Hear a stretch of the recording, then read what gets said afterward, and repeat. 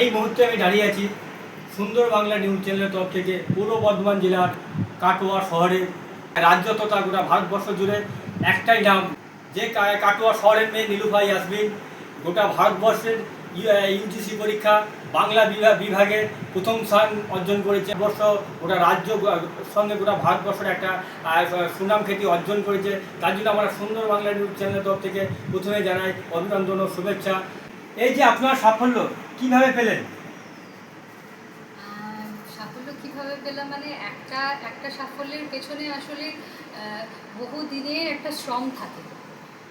তো সেই একটাই কথা বলবো যে শ্রম ছাড়া কিছু হয় না, ফলে যা হয়েছে শ্রমের ফলেই হয়েছে।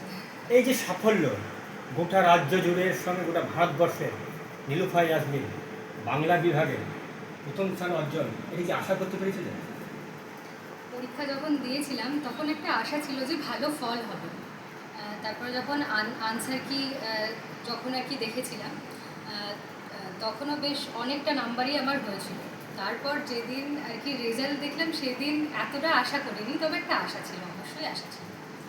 এই যে যারা ইউজিসি নেট পরীক্ষা দিতে চায় এবং যারা ইউজিসি নেট পরীক্ষায় হয়তো ব্যর্থ হয়ে যায়, সেই সব ছাত্রছাত্রীর প্রতি কী বার্তা দেবেন? নেট পরীক্ষার আসলে এত সিলেবাস এবং এটার দুটো পেপার, একটা পেপার 1 একটা পেপার 2। তো পেপার 1-এর ক্ষেত্রে হচ্ছে সব সাবজেক্টের জন্যই একই সিলেবাস, এবং যারা বাংলা নিয়ে পড়ছেন তাদের সাথে অনেক দিন হয়তো ম্যাথসের কোনো যোগাযোগ নেই, ইংলিশের সঙ্গে কোনো হয়তো যোগাযোগ নেই, ফলে একটু অসুবিধা হয়তো তাদের হয়। এবং আমাদের পেপারটা আর কি সেটার জন্য বলবো যে খুঁটিয়ে পড়া ছাড়া, টেক্সট পড়া ছাড়া কোনো উপায় নেই। কারণ আমাদের উপন্যাস থেকে অনেক সময় ক্রম দেয়, আমাদের এমন প্রশ্নও হয় যে এই এই এই এই কবিতাটাতে কটা কমা ছিল, কটা আর কি পূর্ণচ্ছেদ ছিল, এমন প্রশ্নও হয়। ফলে টেক্সট পড়া ছাড়া কোনো উপায় নেই। এই যে রেজাল্টটা দেখলে, প্রথম যখন রেজাল্টটা কানে শুনলে তখন কী মনে হচ্ছিল?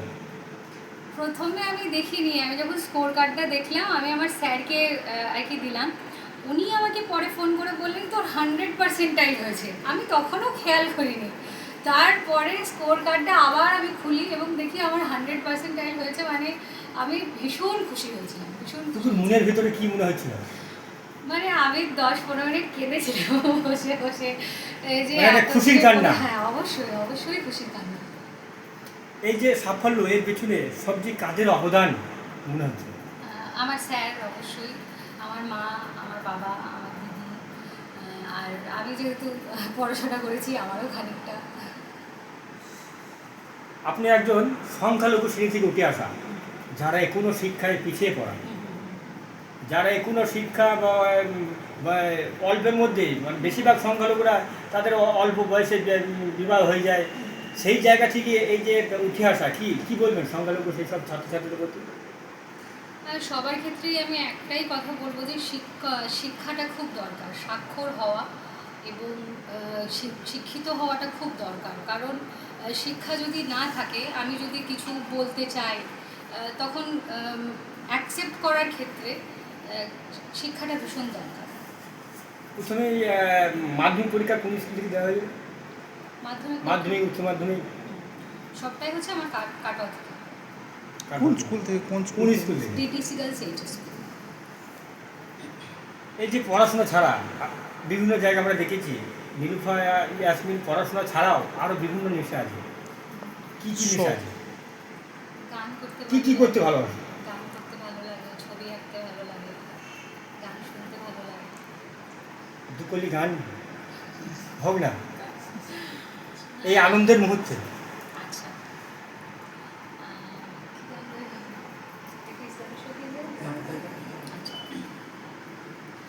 কবর জিয়ারাতে তুমি যাও মদিনায়, যাও মদিনায় যাও, আমার সালাম পৌঁছে দিও, আমার সালাম পৌঁছে দিও নবীর রোজায়, কি তুমি যাও মদিনায়, যাও মদিনায় যাও।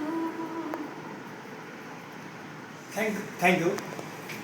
এই যে যে আপনার মেয়ের যে সাফল্য, এটা কি আশা করতে পেরেছিলেন?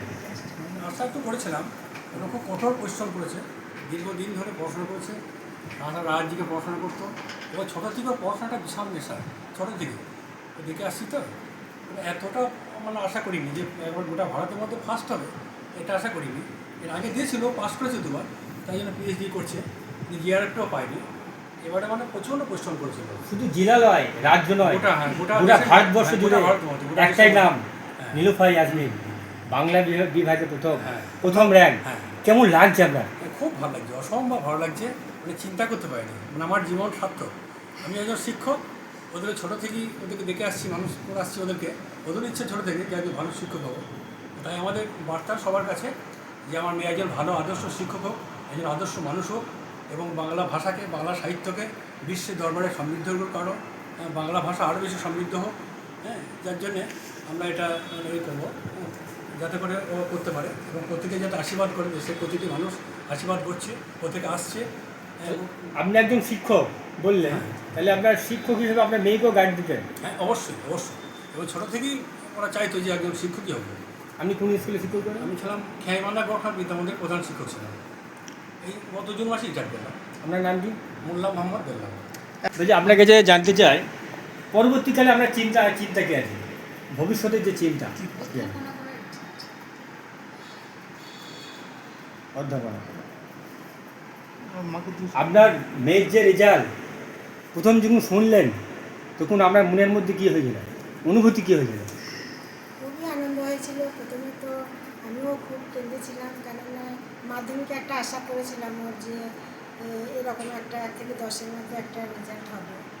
এটা ভালোবাসার কান্না? হ্যাঁ, কান্না করার জন্য হয়নি ছিল, তা সেই কারণে এটা যখন হলো তখন খুবই আনন্দ হলো। এটা একটা সেই কষ্টটা মানে আনন্দে পরিণত হলো যে না, মেয়ে তো দেখিয়েছে একটা, তা ও সে কঠোর পরিশ্রম করেছে। কেননা আমি তো দেখেছি, আমি সবসময় ও সেই রাত ভোর হয়ে যেত, মানে 4টে হয়ে যেত শুতে, তবুও সেই শুতো না, খাবার দাবার পড়ে আছে, মানে পরিশ্রম, কঠোর পরিশ্রম করেছে। এই যে এত বড় একটা রেজাল্ট, তার পেছনে প্রচুর প্রচুর পরিশ্রম করেছে।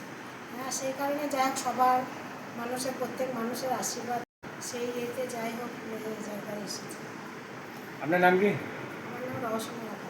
আপনার কাছে আরেকটা প্রশ্ন করতে চাই, যারা নেট পরীক্ষা দিবে, আপনার কাছে কোনো গাইডের জন্য যদি আসে, কোনো সাজেশন যদি চায়, আপনি কী করবেন? আমাকে ইতিমধ্যে অনেকে মেসেজ করেছিলেন, ফোন করেছিলেন অনেকে, তো আমি নিজে থেকে তাদেরকে ফোন করে মানে আর কি বলি যে আপনি এইগুলো করবেন। মানে আমার সঙ্গে অনেকেরই কথা হয়েছে এটা নিয়ে। ফলে যদি কেউ আর কি গাইড পেতে চান, আমার তো ফেসবুক অ্যাকাউন্ট আছে, আমাকে অবশ্যই মেসেজ করুন। এই যে কাটোয়া শহর, ধরেন কলকাতায় বড় বড় শহর আছে, আমাদের রাজ্যে, ভারতবর্ষের বিভিন্ন বড় বড় শহর আছে, সেই জায়গায় দাঁড়িয়ে কাটোয়া শহর খুব ছোট্ট শহর। এই শহরে ভবিষ্যতে কি কোনো এই নেট পরীক্ষা যারা দিবে তাদের জন্য কি একটা গাইড, কোচিং কিছু ব্যবস্থা করবেন আমি আসলে মানে ভবিষ্যতে? আমি তো এখনো নিজেই স্টুডেন্ট, এখন নিজেই শেষ আসলে হওয়ার পর পড়াশোনা করছি। পরবর্তীকালে যদি আমি সুযোগ পাই অবশ্যই করব, অবশ্যই করব। দেখেন, উনি বললেন, আমাদের কথা দিলেন, কোনো নেট পরীক্ষার্থীরা তারা যদি আসে, তাদের গাইড দেওয়ার জন্য উনি যথেষ্ট চেষ্টা করবেন, এবং ভবিষ্যতে পড়ার শেষের পর ওনার যে লক্ষ্য অধ্যাপনা হওয়ার পর উনি যে নেট পরীক্ষায় যেসব পরীক্ষার্থীরা আসবে কাটোয়া শহরে, উনি একটা কোচিং সেন্টারও ব্যবস্থা করবেন বলে আশা দিলেন। সকাল থেকে রাত্রি অবধি শুধু শুভেচ্ছা। লাস্ট প্রশ্ন, এই শুভেচ্ছা কেমন লাগছে?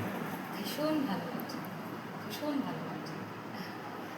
থ্যাংক ইউ সুন্দরবন নিউজ চ্যানেলের তরফ থেকে। আমরা চাই, অসংখ্য ধন্যবাদ আজকে আসার জন্য। আমরা চাই ভবিষ্যতে এই কাটোয়া শহর থেকে আরও বেশি নাম উজ্জ্বল করুক, এগিয়ে চলুক, এই শুভকামনা জানিয়ে নমস্কার জানিয়ে।